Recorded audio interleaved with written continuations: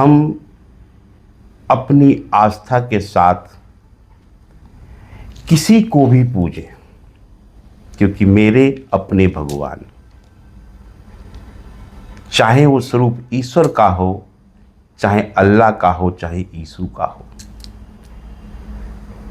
चाहे बुद्ध का हो, चाहे महावीर का हो, हमारे अपने भगवान जो हैं अपने स्वरूप में हम उनकी पूजा करते हैं।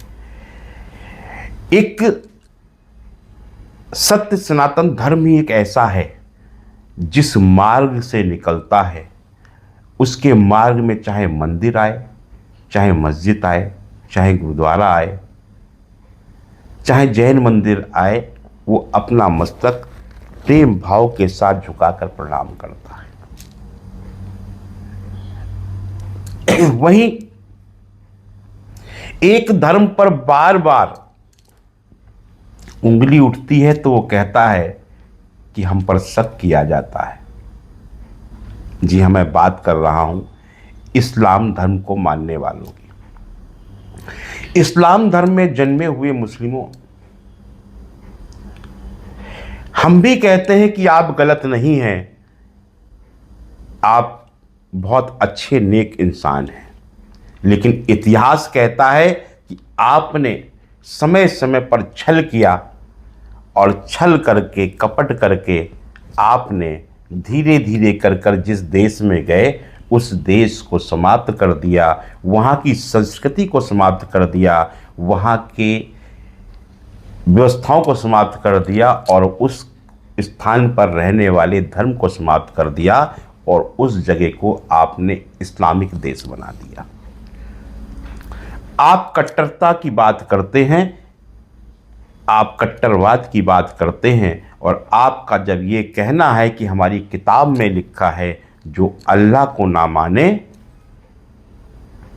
उसका सर कलम कर दो।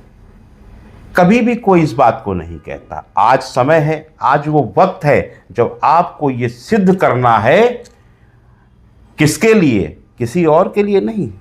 पहले स्वयं को इंसान जीता है और आप भी स्वयं को ही जी रहे हैं, तो आपको इस बात का भी ध्यान रखना होगा कि आपके पूर्वज कौन थे। आपको सिद्ध करना होगा कि इतिहास को भी बदला जा सकता है, पुरानी व्यवस्थाओं को भी बदला जा सकता है, और उसको बदलने के लिए सबसे पहला प्रयास आपको करना चाहिए, क्योंकि ये अखंड भारत भी लुटता लुटता घटता घटता सीमित हो गया है कश्मीर से लेके कन्याकुमारी तक। कब तक घटेगा ये और कब तक बटेगा ये? अगर इसको ना बांटना है ना घटाना है और इसको एक हम सब का एक राष्ट्र बना रहे, तो उसके लिए आपको भी पहला प्रयास करना होगा। अपने पूर्वजों को एक श्रद्धांजलि देनी होगी कि जो भी आपके पूर्वज थे वो राम को मानने वाले थे, वो श्याम को मानने वाले थे, वो शिवालय में जाकर पूजन करने वाले थे। तो जितने भी मस्जिदों में उनका इतिहास ये कहता है कि ये मंदिर तोड़कर मस्जिद बनाई गई है, तो उस मस्जिद की गुम्मत को स्वयं हटाओ।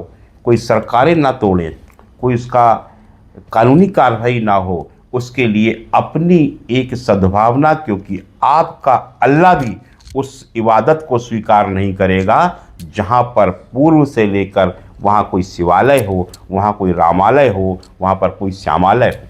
अगर श्याम विराजमान थे तब भी आपका अल्लाह आपकी पूजा नहीं मानेगा, आपकी बात नहीं मानेगा। राम विराजमान थे या फिर वहाँ पर शिवलिंग स्थापित था, अगर वहाँ पर पूर्व में था, तो आप कितनी भी इबादत कर लें, आपका अल्लाह उसे स्वीकार नहीं करेगा। तो आज आपको ये सिद्ध करना है कि आप वास्तव में सच्चे एक मानव हैं, आप सच्चे नागरिक हैं। तो स्वयं आप सब एकत्रित होइए और जितने भी मस्जिदों मंदिर तोड़कर बनाई गई हैं उनकी गुम्मत को हटाकर वहाँ शिखर बना दीजिए, उसे वापस शिवालय बना दीजिए, उसे वापस रामालय बना दीजिए, उसे वापस श्यामालय बना दीजिए। देखिए आपके पूर्वज कितने प्रसन्न होते हैं। और आपकी ये श्रद्धांजलि को स्वीकार करते हुए इस बात की भी मैं गारंटी लेता हूँ, आपके ऊपर जितने कष्ट हैं, जितने दुख दर्द हैं, जितनी समस्याएं हैं, उसका निदान हो जाएगा, क्यों? क्योंकि आपके पूर्वज की आत्माओं को शांति तभी मिलेगी जब उनके लिए ये सब कुछ मिल जाएगा, और उनकी आत्माएं जो भटक रही हैं, जो आपको परेशान कर रही हैं, वो सब शांत हो जाएंगी, क्योंकि उनकी आत्मा सिर्फ इसी बात को लेकर चिंतित तो परेशान है कि उनके राम को हटाकर, उनके श्याम को हटाकर, उनके महादेव को हटाकर वहाँ पर अल्लाह को स्थापित करा गया है, जहाँ पर अल्लाह भी इसको स्वीकार नहीं करते, क्योंकि ईश्वर एक है, भगवान हम सब का एक है। तो इस बात को ध्यान रखें और इस सच्ची श्रद्धांजलि अपने पूर्वजों के लिए दें। यही सबसे अच्छा आप सबके लिए कार्य है।